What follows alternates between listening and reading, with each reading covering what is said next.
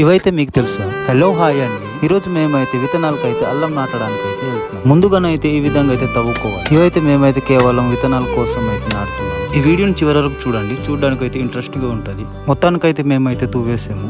పైన ఉన్న గడ్డిని అయితే పీక్ పడేసి ఇవైతే హైబ్రిడ్ అల్లం అన్నమాట. వాటిని అయితే మేమైతే విత్తనాల కోసం అయితే కొద్దిగా అయితే ఉడుస్తున్నాం. మన ఛానల్ని సబ్స్క్రైబ్ చేసుకోకపోయి ఉంటే తప్పకుండా చేసుకోండి.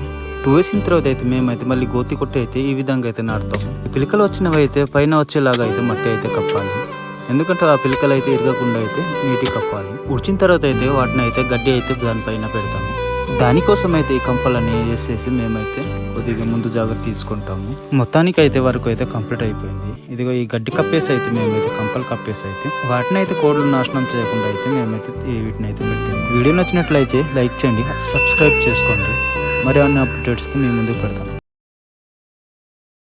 ఇవైతే మీకు తెలుసా? హలో హాయ్ అండి. ఈరోజు మేమైతే విత్తనాలకైతే అల్లం నాటడానికి అయితే వెళ్తున్నాం. ముందుగానైతే ఈ విధంగా అయితే తవ్వుకోవాలి. ఇవైతే మేమైతే కేవలం విత్తనాల కోసం అయితే నాటుతున్నాం. ఈ వీడియోని చివరి వరకు చూడండి. చూడడానికి అయితే ఇంట్రెస్టింగ్ గా ఉంటది. మొత్తానికైతే మేమైతే తువ్వేసాము.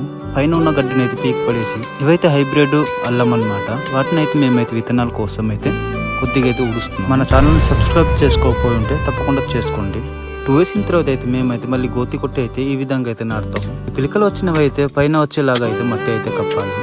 ఎందుకంటే ఆ పిలకలు అయితే ఇరగకుండా అయితే నీటికి కప్పాలి. ఉడిచిన తర్వాత అయితే వాటిని అయితే గడ్డి అయితే దానిపైన పెడతాము.